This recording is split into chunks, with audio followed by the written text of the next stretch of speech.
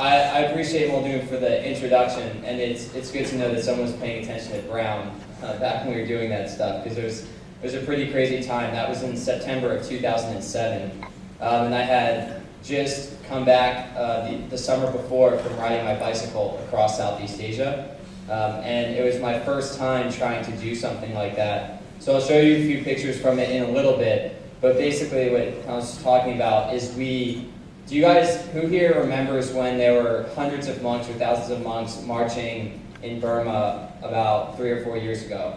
Anyone? Where there was like images, okay, so a few people. And what we did was we had an event at Brown where we tried to mimic that by having hundreds of people do that as well. And I'd never done something like it before. So by the time that was happening, I hadn't slept for 2 or 3 days. And when the event happened, I just went back to my bed and I fell asleep for probably like 36 hours. And we managed to pull it off. And so what I'm going to share with you guys tonight is a little bit about Thomas talked about, is how I went from, I grew up in Annapolis, Maryland, playing lacrosse, ended up at Brown playing lacrosse, and then decided all of a sudden to quit lacrosse, which I still did love, and traveled across Southeast Asia, raised money to build some schools and provide scholarships for girls. And then after that, I went to Burma, and since then I've been working full-time on Burma. So I'm going to share with you guys a little bit about that journey, a little bit about what's going on in Burma, and then a little bit about what you can do.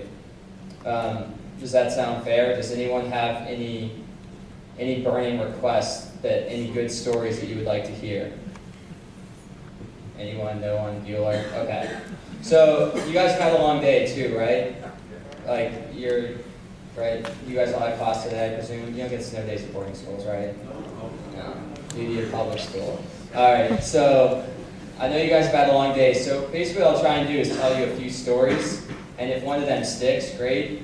But I'll try not to throw too many facts and figures out at you. Just throw you some stories and see if you guys can connect with some of them. Because I know you've had a long day. Do you guys have to play sports here?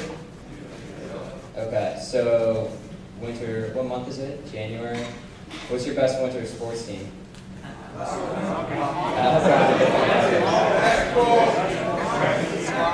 What'd you say?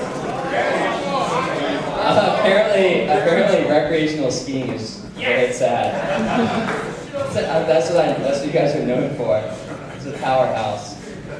So I'm going to start by talking a little bit about where I grew up. Is anyone here from Maryland? Is anyone here from Annapolis? No? Okay. So I grew up in Annapolis, and I started playing lacrosse in 4th grade, like all good kids in Maryland do. And then I went to Annapolis Public High School. I went to Gilman for a year, which some of you might have heard of or played against.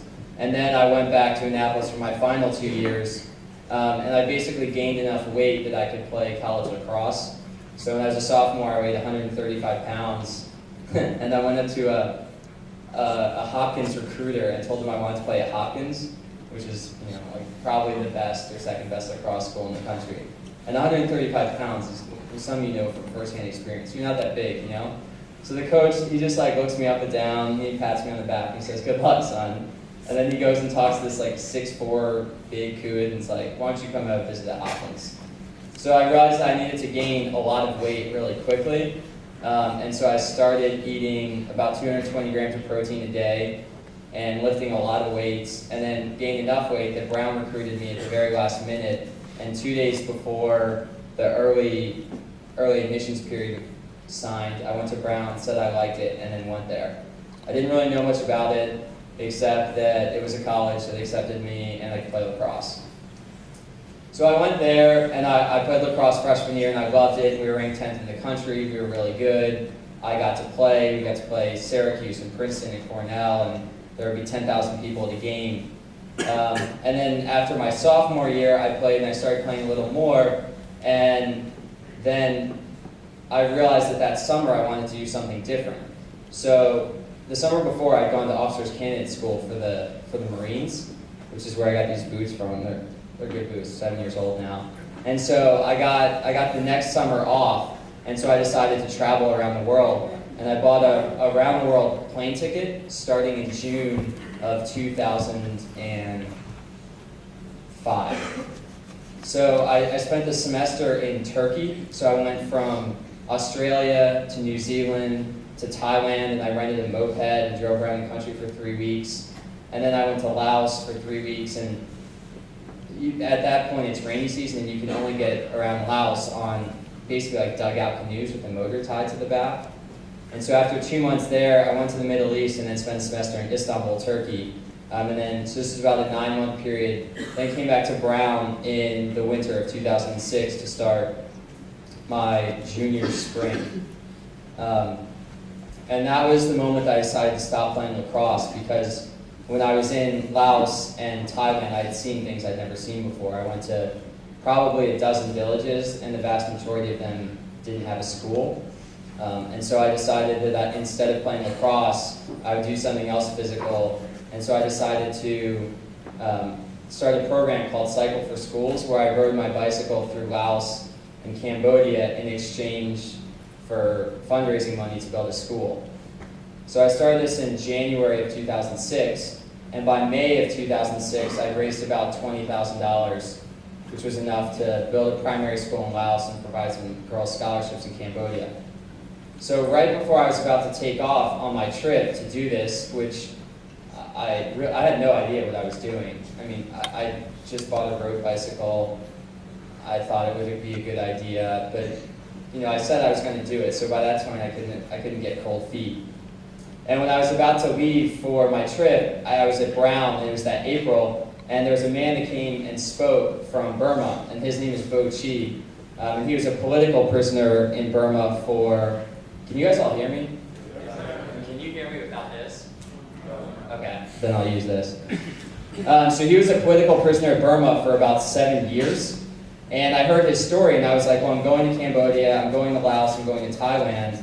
And the thing that caught my attention about his story is he said that he had learned, so here's a man speaking to 400 people at Brown University who had learned English in a Burmese prison. And the way he did it is they would tear apart a dictionary and slip one page of the dictionary under cells each week. And then he would learn each of the words and then chew up the piece of paper so the guards couldn't realize that he was trying to learn English. And he said he was devoted enough to try and learn English so that the second he got out of jail, he could come speak at places where English was a native language so people could understand what was going on in Burma. And I thought, if someone can eat a dictionary to learn a foreign language, I'm certainly going to be able, it made me interested to go, how bad could Burma be if that's the case?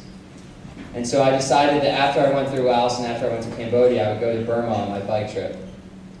And that's what I did. So I flew from Los Angeles, arrived in Bangkok, sent my bike on the plane with me. I biked through Laos for about a month, and I biked through Cambodia for about a month. And I got to visit one of the schools that I helped build in Laos, and then meet some of the girls that were on scholarship in Cambodia. So that part of the trip was kind of done.